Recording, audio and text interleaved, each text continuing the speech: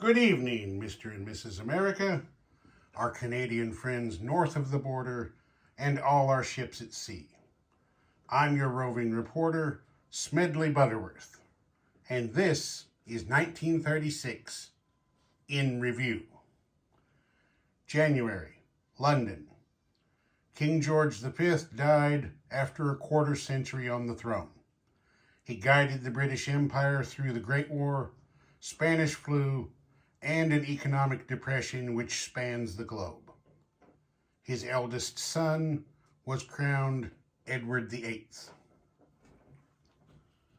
March, Germany. Honoring a pledge to right the wrongs of Versailles, Chancellor Hitler ordered his army to reoccupy the Rhineland demilitarized zone in direct violation of the Versailles Treaty. Fits of profane hand-wringing in Paris, London, and Geneva accomplished nothing. Herr Hitler's opening move on the chessboard of Europe is accepted as a fait accompli. Southampton. The Supermarine Spitfire made its first flight.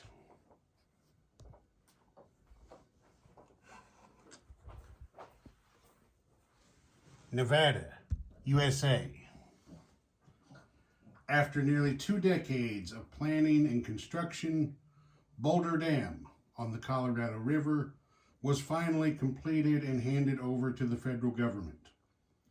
Once all the dam's hydroelectric generators are online, it will produce electricity for the states of Nevada, Arizona, and much of Southern California. It is the largest public works project in the history of mankind.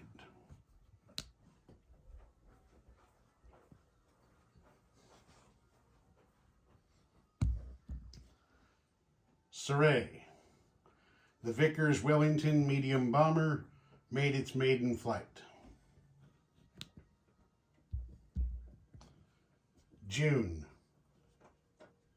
July, Madrid. A military junta opposed to the recently elected leftist Popular Front has led an unsuccessful coup d'etat.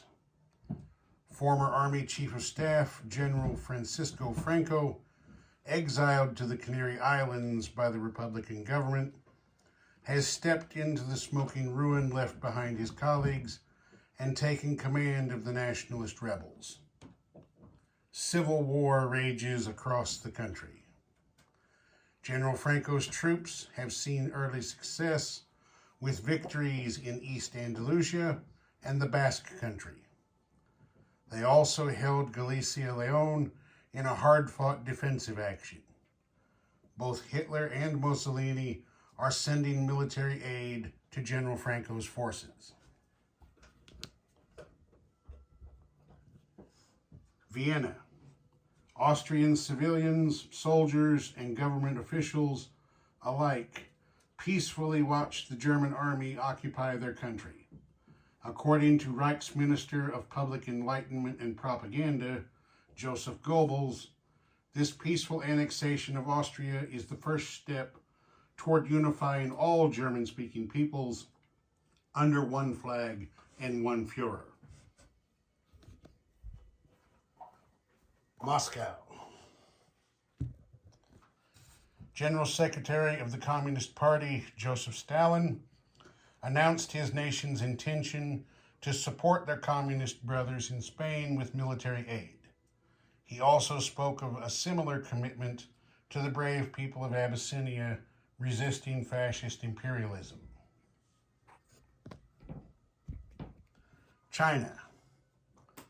Mao Zedong, chairman of the Chinese Communist Party, continues to hunker down with the remnants of his army in the mountain province of Shenxi.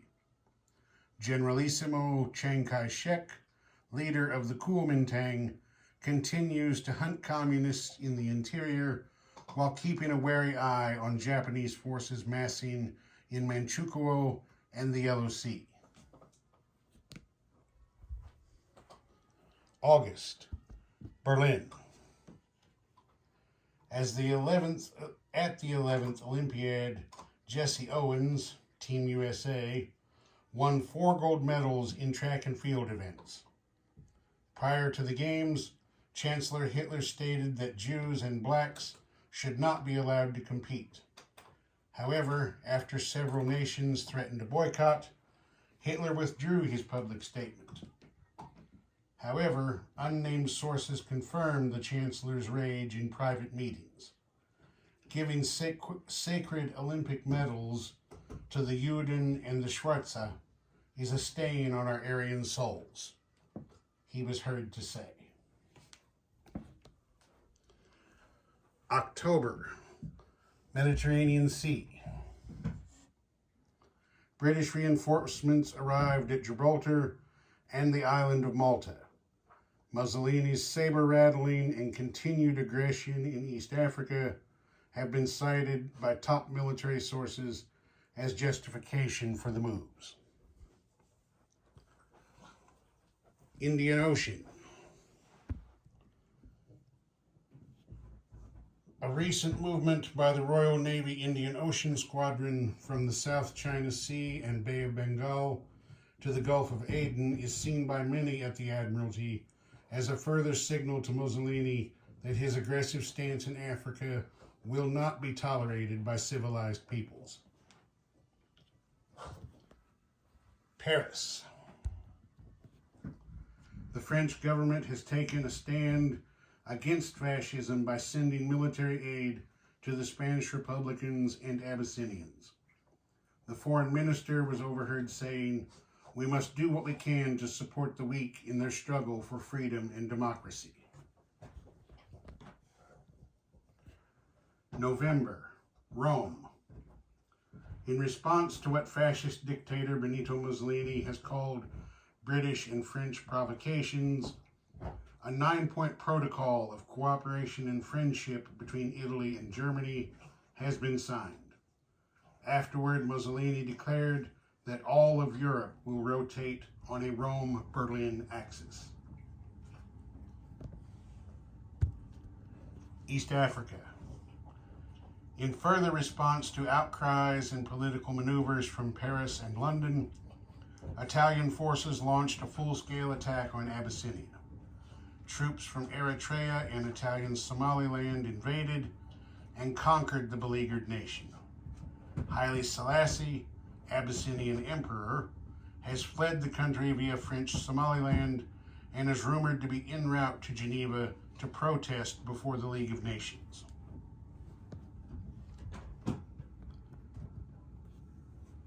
Washington, D.C. Franklin Roosevelt was elected to a second term as President of the United States. Ottawa. The Canadian Broadcasting Corporation was formed and now broadcasts this program from Newfoundland to British Columbia.